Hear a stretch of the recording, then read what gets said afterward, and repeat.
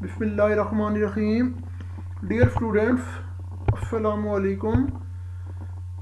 Last lecture से हमने मोल calculations का टॉपिक शुरू किया हुआ था और आज के इस टॉपिक में भी हम मोल कैलकुलेशंस में एक और इम्पॉर्टेंट सब टॉपिक आगे डिस्कस करेंगे।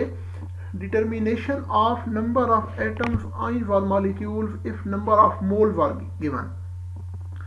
अगर आपके पास कोई भी ऐसा क्वेश्चन गिवन हो जिसमें आपको न्यूमेरिकल डाटा के अंदर किसी भी कंपाउंड या मॉलिक्यूल के नंबर ऑफ एटम्स आयंस और मॉलिक्यूल्स आपने कैलकुलेट करने और आपको उसके नंबर ऑफ मोल्स गिवन है, तो उसके लिए आप क्या करेंगे? That is very simple way. ये बहुत ही आसान तरीकाकार है। सबसे पहले आपने इसके लिए फार्मूला अप्लाई करना है। तो इसके लिए हम जो फार्मूला अप्लाई करेंगे वो हमारे पास है नंबर ऑफ एटम्स आयंस और molecules is equal to number of moles multiplied by Avogadro's number. यानी आपको किसी भी कंपाउंड या मॉलिक्यूल के जो नंबर ऑफ एटम्स गिवन होंगे वो कैलकुलेट करने के लिए आप क्या करेंगे? गिवन नंबर ऑफ मोल्स को एवोगाड्रो नंबर के साथ मल्टीप्लाई कर देंगे, तो उससे आपके पास simple number of atoms ions और मॉलिक्यूल्स निकल आएंगे। यानी कि न्यूमेरिकल डाटा में नंबर ऑफ मोल्स आपको गिवन होंगे, आपने सिंपली उसको एवोगाड्रो नंबर से मल्टीप्लाई कर देना है, तो उससे आपके पास नंबर ऑफ एटम्स निकल आएंगे।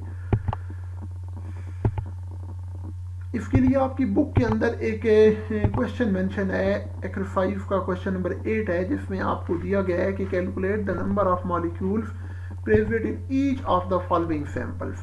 ये आपके पास कुछ क्वेश्चंस गिवन है जिनमें डिफरेंट कंपाउंड्स के मॉलिक्यूल्स के नंबर ऑफ मोल्स आपको गिवन है और आपने उनके नंबर ऑफ मॉलिक्यूल्स कैलकुलेट करने हैं। चलिए हम इसको वन बाय वन देखते हैं। सबसे पहला जो आपके पास न्यूमेरिकल प्रॉब्लम है उसमें 2.5 मोल्स ऑफ CO2, यहाँ पे आपको कार्बन डाइऑक्साइड के नंबर ऑफ मोल्स गिवन है। तो अब आप इसका डाटा बनाएं। सबसे पहले आप लिखेंगे number of moles of carbon dioxide that is equal to 2.5 और number of molecules of carbon dioxide ये आपने कैलकुलेट करने हैं। ये लिख के आप इसके आगे क्वेश्चन मार्क डालेंगे। फिर नंबर ऑफ मॉलिक्यूल्स का फार्मूला लिखें कि number of molecules of carbon dioxide आपने फाइंड करने हैं, तो फार्मूला होगा number of moles of CO2 multiplied by Avogadro's number. Avogadro's number का कंसेप्ट आपको पता होना चाहिए। मोल्स वाले टॉपिक के अंदर मैं इस पे एक डिटेल वीडियो लेक्चर बना चुका हूँ। एवोगाड्रो नंबर एक फिक्स वैल्यू होती है 6.022 इंटू 10 पावर 23। तो आपने क्या करना है, ये न्यूमेरिकल वैल्यू आपको ज़ुबानी याद होनी चाहिए। आप इस वैल्यू को simply given number of moles के साथ मल्टीप्लाई कर दें, तो उससे आपके पास इसका आंसर निकल आएगा।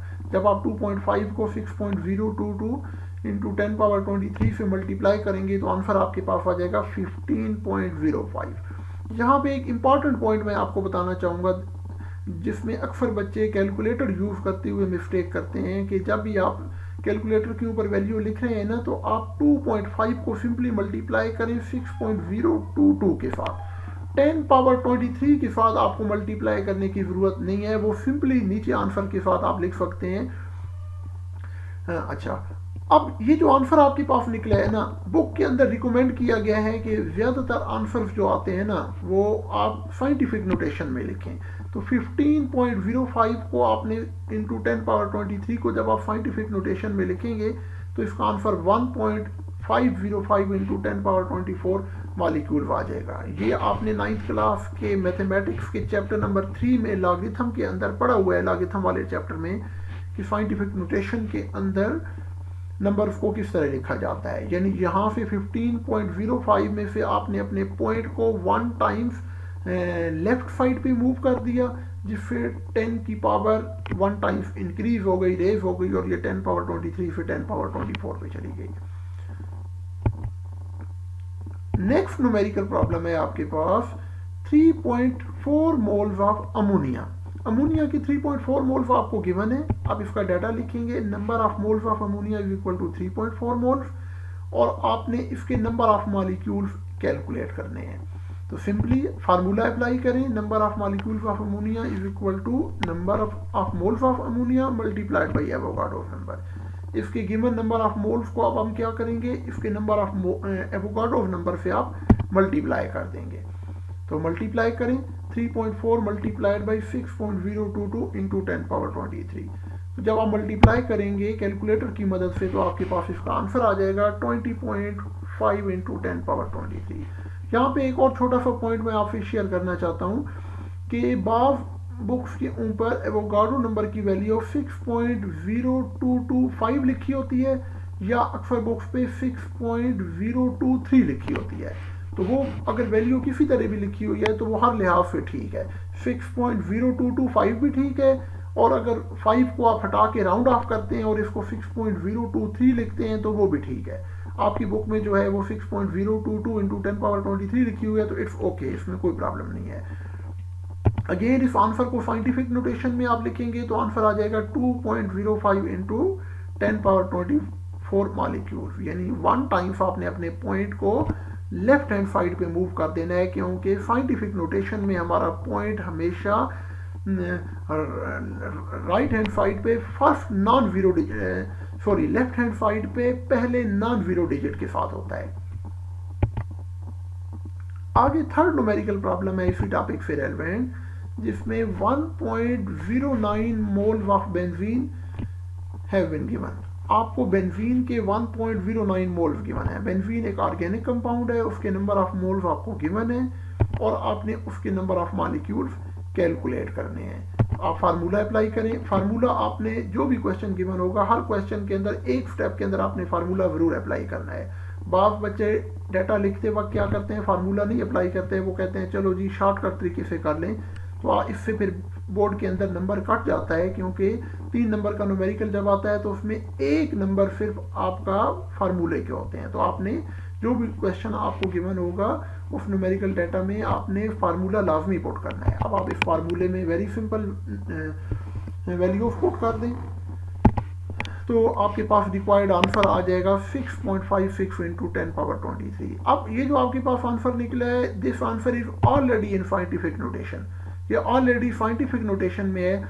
लिहाजा पॉइंट लेफ्ट हैंड साइड पे फर्स्ट नॉन जीरो डिजिट के साथ है, ठीक है ना। लिहाजा अब यहाँ से आपको पॉइंट को किसी भी साइड पे मूव करने की जरूरत नहीं है।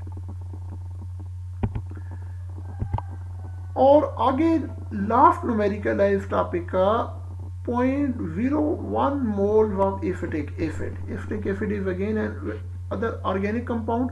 इसके आपको 0.01 मोल्स गिवन है, तो आप डाटा बनाएं, इसके नंबर ऑफ मोल्स लिखें। अब हमने इसके नंबर ऑफ मॉलिक्यूल्स कैलकुलेट करने हैं। अब आप फार्मूला अप्लाई करेंगे, number of molecules of acetic acid is equal to number of moles of CH3COOH multiplied by Avogadro number. अब आप वैल्यूज पुट करें, नंबर ऑफ मोल्स को मल्टीप्लाई कर दें एवोगाड्रो नंबर से, तो हमारे पास रिक्वायर्ड आंसर आ जाएगा, that is 0.0602 into 10 power 23. Again this answer is not in scientific notation.